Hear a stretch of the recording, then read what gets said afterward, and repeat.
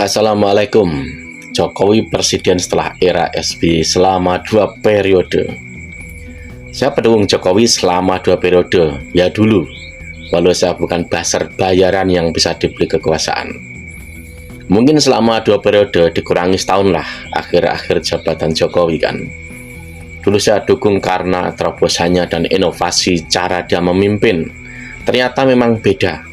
Walau tahu banyak kongsi-kongsi politik yang sebenarnya jika ditelaah bukan gaya jantan seorang pemimpin. Kenapa saya katakan begitu? Karena di pemerintahan dia ada sosok lain yang seakan-akan bisa jadi apa saja. Menteri bisa, seksi pengawasan dan lain-lain. Bahkan jalankan tugas ke luar negeri. Kepiawaian sosok ini dimanfaatkan Jokowi, begitu pula yang lainnya, walau yang paling menonjol tokoh ini. Atau pemanfaatan sebaliknya juga. Gaya permainan dia dalam kabinet Jokowi memang hebat. Kehebatan Jokowi dari luar terlihat bahkan mampu menaklukkan banyak jenderal yang berpengaruh. Dan gaya kepemimpinan Jokowi itu benar-benar seperti permainan ala beberapa kaisar di Cina.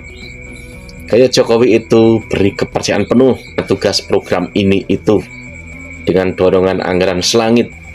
Jika Anda salah, maka seakan-akan akan saya gigit sendiri atau sembelih ala jeduk KPK. Tapi tahukah kalian, KPK selama era Jokowi sangat penuh gonjang-ganjing. Dan akhirnya dipandangkan saya seperti macan tapi tetap dipegang ekornya. Alhasil hanya terlihat seperti jalan tapi agak terlihat sulit berjalan gemilang. Menurut saya kinerjanya soal anti korupsi untuk kalangan atas termasuk minim loh. Apa kalangan atas pada nggak doyan korupsi? Lucu kan? Awalnya Jokowi banyak sekali para pendukungnya yang selama ini main di medsos lalu pada kecewa karena soal gaya permainan politik Jokowi yang dibilang nggak elegan, alias nabrak etika dan seperti merusak segala pamor dia sebelumnya. Mungkin bagi Jokowi antara baik dan buruk masih banyak baiknya, itu di mata dia. Tapi bagi ukuran Jokowi sendiri loh, sekarang dia hanya tak ubahnya menyisakan sejarah sukses tapi berakhir dengan selipan cerita buruk.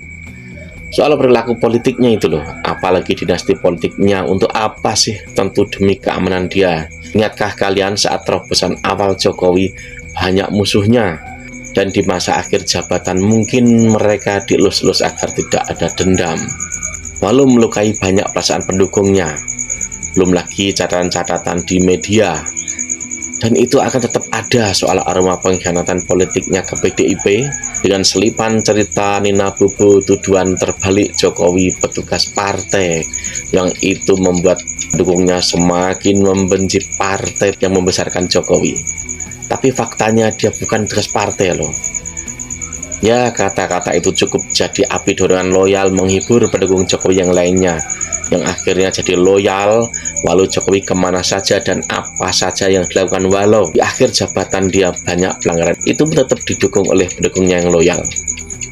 Belum lagi catatan media soal pengakuan tokoh PDIP soal Jokowi minta 3 periode tapi karena Megawati lurus jaga konstitusi maka ditolak.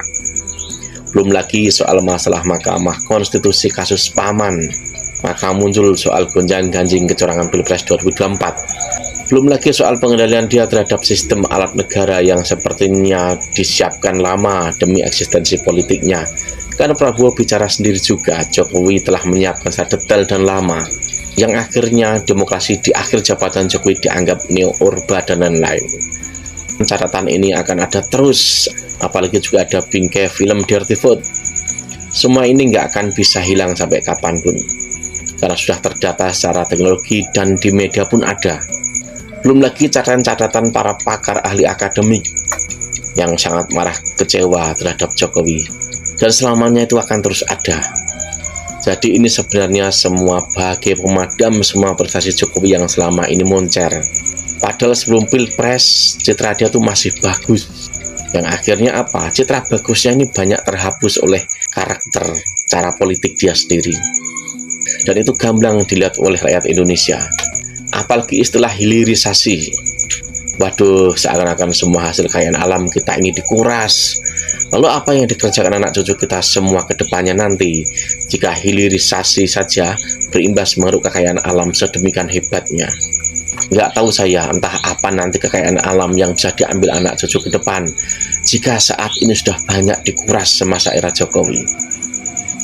Sedangkan saat ini sebagian rakyat kecil dibungkam, hanya diberi bantuan ibarat beli beras cukup seminggu dan nggak cukup lauk pauknya juga.